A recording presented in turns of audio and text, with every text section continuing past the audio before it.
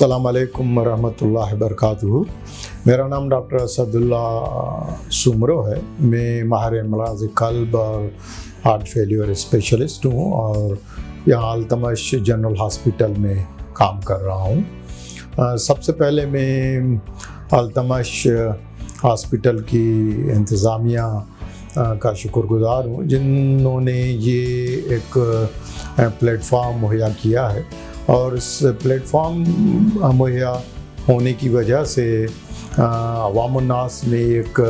शऊर और आगही अमराज़ क़ल्ब के बारे में एक आगही और शऊर जो है वो क्रिएट किया जा रहा है। इससे पहले केस में मैंने हार्ट अटैक और ड्राइविंग का जिक्र किया था। ये उसका पार्ट 2 है, एक दूसरा वाक़या है। ये एक ऐसे मरीज़ का विक्टिम का केस है और जो हमारे मुल्क के मिलिट्री के रिटायर्ड जनरल साहब थे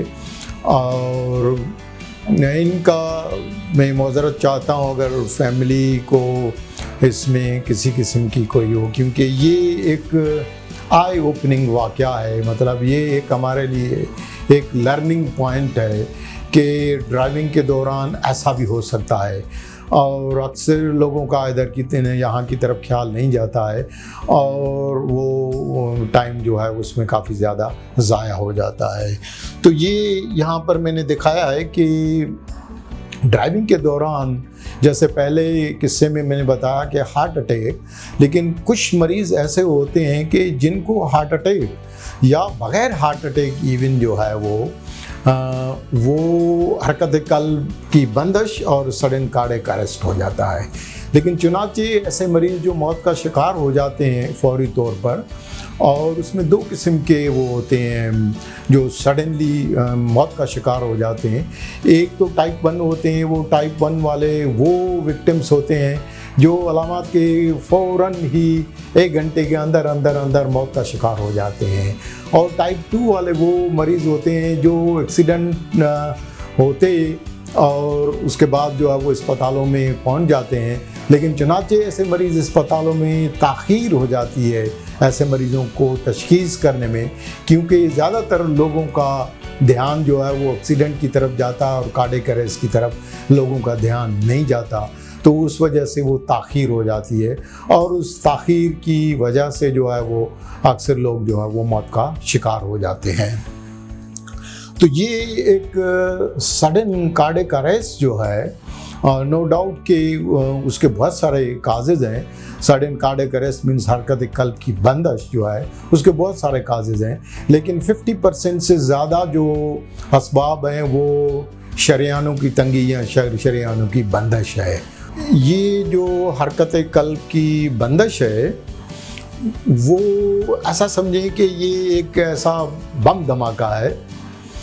यानी हमारे जो हार्ट का बिजली घर है उस बिजली घर में एक ऐसा शॉर्ट सर्किट हो जाता है जिसमें आम बम धमाके में यूजुअली आग और धुआं नज़र आता है, धमाका नज़र आता है, सुनाई देता है, सब लोग उधर की तरफ दौड़ते हैं। लेकिन ये जो हरकत क़ल्ब की बंदिश का बम धमाका है उसमें ना तो धमाके की आवाज़ सुनाई देती है, ना ही धुआं नज़र आता है, ना ही इस किस्म की आग नज़र आती है। अलबत्ता अगर वो शख्स जिसको हम आई विटनेस कार्डियक अरेस्ट, जो ऐसे मरीज़ को देख ले, अगर वो तरबियत याफ्ता है यानी उसकी दूरबीन जो है वो ऐसी तेज़ है कि वो ऐसे धुएं को या ऐसी आवाज़ को फौरी तौर पर पहचान लेता है और फौरी तौर पर एक्ट करना शुरू हो जाए, तो ये जो है वो आगे मैं आपको दिखा रहा हूँ कि जीवन रक्षक दुनाली बंदूक जो है, नॉर्मली जो बंदूक होती है वो इंसानों को या जानवरों को मारने के लिए होती है, लेकिन ये एक हमारी तख्लीक शुदा एक ऐसी ख्याली बंदूक है किस्म की कि जिसमें जानें बचाई जाती हैं। और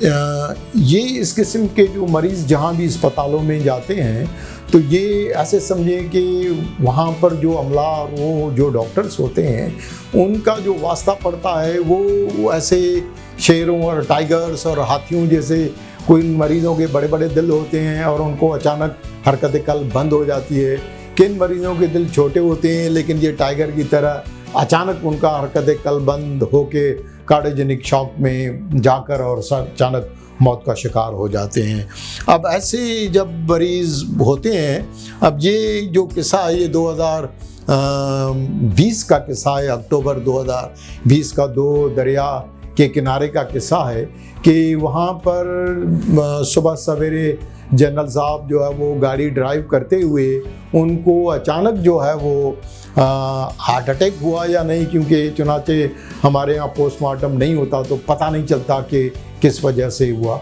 लेकिन प्रिज्यूम ये किया गया क्योंकि जब उन्होंने गाड़ी जो है वो साइड में रोक ली और वहाँ से पुलिस की पार्टी क्रॉस करते हुए जब उन्होंने गाड़ी को देखा कि गाड़ी रुकी हुई है तो उनकी गाड़ी को नॉक किया और जब किसी ने रिस्पॉन्ड नहीं किया। ये अखबार की सुनी सुनाई स्टोरी है, अगर इसमें किसी किस्म की कोई ऊंच नीच हो तो मुझे माफ़ कीजिएगा। तो वो पुलिस वाले ने जब वो नॉक किया तो नॉक करते हुए उसने रिस्पॉन्स नहीं दिया, तो फिर उन्होंने गाड़ी का दरवाजे को किसी तरह से खोल के और उनको हिलाने की कोशिश की, तो वो जब उन्होंने रिस्पॉन्ड नहीं दिया तो उन्होंने प्रिज्यूम किया कि ये कुछ हार्ट का मामला है। तो ऐसे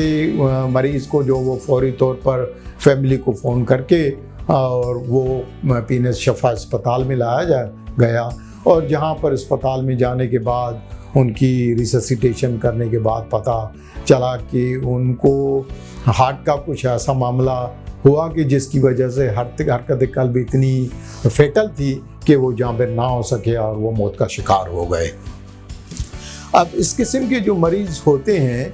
ये दिल की शरियानों की वजह से हरकत कल्ब की बंदिश का एक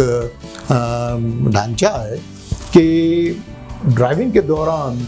या वैसे लोग जो है राहगीर होते हैं, वो राहगीर जब जाते हैं तो अचानक अगर उनमें हरकत कल्ब की बंदिश हो जाए तो वो गिर पड़ते हैं और अगर उनको कोई देख ले तो उसको आई विटनेस कार्डियक अरेस्ट कहते हैं कि जो उसको देख ले, यानी आउट ऑफ द हॉस्पिटल। और ये अस्पताल के बाहर जो out of hospital cardiac arrest होते हैं वो अस्पताल के अंदर जिनको कार्डियक अरेस्ट होता है उनसे थोड़ा सा मुख्तलिफ होते हैं, क्योंकि अस्पताल के अंदर अगर किसी को हरकत कल्ब की बंदिश हो तो वहाँ का अमला जो है वो तरबियत याफ्ता होता है और वो फौरी तौर पर जो है उसको तशखीस करने में और फौरी तौर पर उसका इलाज करने में कामयाब हो जाते हैं। लेकिन वो मरीज़ जो अस्पताल से बाहर होते हैं और उनको अगर कोई नहीं देख पाता तो वो मरीज़ अगर ख़ास करके हादसे का शिकार हो तो वो बहुत ज़्यादा जो है वो सफ़र करते हैं। और ऐसे मरीज़ों को अगर अस्पतालों में लाया जाए तो ज़्यादातर डॉक्टर्स का जो है वो चुनाचे वो हादसा होता है तो ज़्यादातर डॉक्टर्स का जो है वो ध्यान जो है वो हरकत कल्ब की बंदिश की तरफ नहीं होता है, अनलेस कि अगर कोई उसको देख ले या उसके साथ कोई फैमिली है और वो फैमिली बताती है कि ये घर में इनको अचानक इस तरह से सीने में दर्द हुआ था और गाड़ी चलाते हुए रास्ते में जो है वो अचानक जो है वो गाड़ी उन्होंने रोक ली और जो है उसको एम्बुलेंस के थ्रू जो है अस्पताल में पहुंचा गया है। तो ऐसे मरीज़ों में जब फौरी तौर पर एंजियोग्राफी की जाती है तो पता चलता है कि इनको शरियानों की बंदिश हुई है, तो शरियानों की बंदिश की वजह से उनकी शरियानों को खोलकर और ऐसे मरीज़ों को जाबिर किया जाता है। लेकिन कुछ मरीज़ ऐसे होते हैं जो अस्पताल तक नहीं पहुंच सकते, ऐसी दूर जगह पर होते हैं, किसी हाईवे पर हैं या अस्पताल उनसे दूर है या वो एम्बुलेंस में आ रहे हैं और या किसी ऑफिस में हैं वो और ऑफिस में से फिर अस्पताल की तरफ जा रहे हैं और अचानक अगर रास्ते में ऐसे मरीज़ों को इनका हरकत कल्ब बंद हो जाए तो ऐसे मरीज़ों में जो है वो क्या किया जाए, क्योंकि अक्सर जो अफराद होते हैं जो लेके आते हैं वो समझते हैं कि ये डॉक्टर्स या अस्पतालों का काम है और वाकई भी ऐसा है कि वो डॉक्टर्स, क्योंकि ज़्यादातर अमला ज़्यादातर लोग तरबत याफ्ता नहीं होते हैं। तो इस प्लेटफॉर्म से मैं ये मैसेज देना चाहूँगा कि ये जो